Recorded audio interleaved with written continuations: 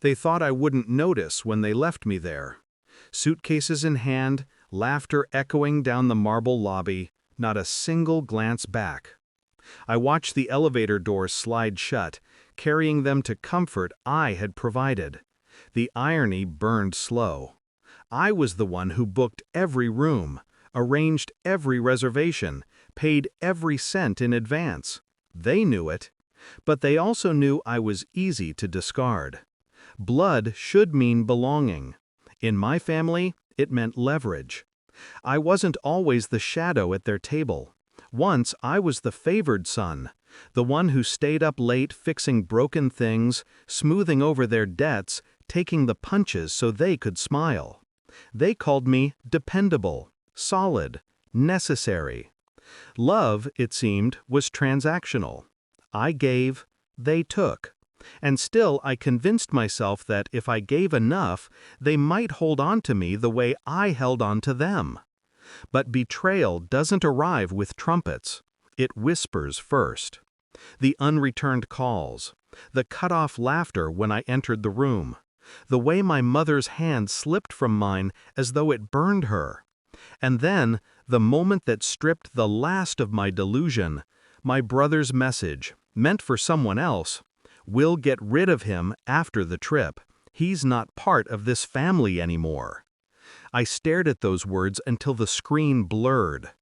Not part of this family anymore. Rage came, but it didn't stay. I replaced it with something colder, something sharper. I decided not to beg, not to confront, not to cry.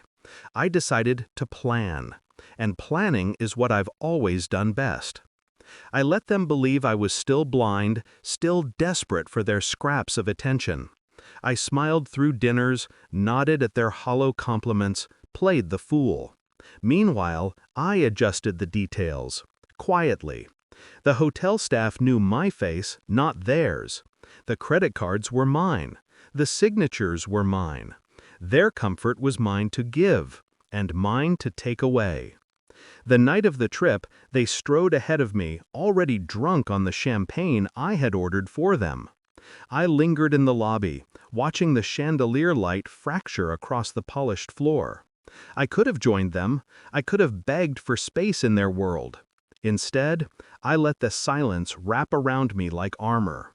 By midnight, the decision was final. I walked to the front desk, calm as stone. The clerk recognized me instantly. "Sir, how may I help you?" I leaned forward. My voice was steady. "Cancel the reservations. Every single one." His eyes flicked up in surprise. All the rooms?" "Yes," I smiled. "Effective immediately." The keys were deactivated within minutes. Digital locks reset. Their safety nets gone, sliced cleanly by my hand. Upstairs, while they slept in their temporary luxury, the clock was already ticking. By morning, their cards would fail, their rooms inaccessible, their luggage stranded in locked closets. They would march to the front desk, indignant, furious, demanding answers. And the staff would tell them the truth. The rooms had never been theirs. They had belonged to me, and I had taken them back. At dawn, I sat in the lobby, waiting. The elevator chimed. My family spilled out, wild-eyed, voices raised. My brother slammed a fist on the counter. My sister shrieked. My mother's face crumpled with rage, not sorrow. And then my brother saw me, sitting there, calm, waiting. "Did you—" His voice broke. I didn't answer. I didn't need to. The realization painted itself across his face. One by one, they understood.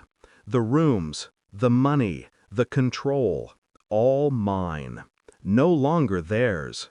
It wasn't the money that cut them down. It was the humiliation. Watching the staff avert their eyes.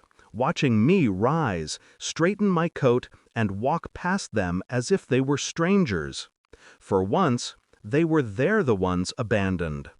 I didn't shout. I didn't explain. I left them there, suitcases half open, dignity in pieces, scrambling for solutions. And now, when I think back to that morning, I don't feel guilt. I feel release. For years, I had been their safety net, their unthanked servant, their silent scapegoat. That night, I let them feel the free fall. They called it betrayal when they realized what I had done. I call it balance. Because sometimes revenge isn't fire or fury. Sometimes it's silence, precision, the quiet click of a door locking behind you. And just before I stepped into the taxi, I looked back once. Not at their faces, contorted and desperate, but at the lobby itself, now mine in memory, the place where I stopped being theirs, the place where I finally walked away and left them in the ruins they built for themselves.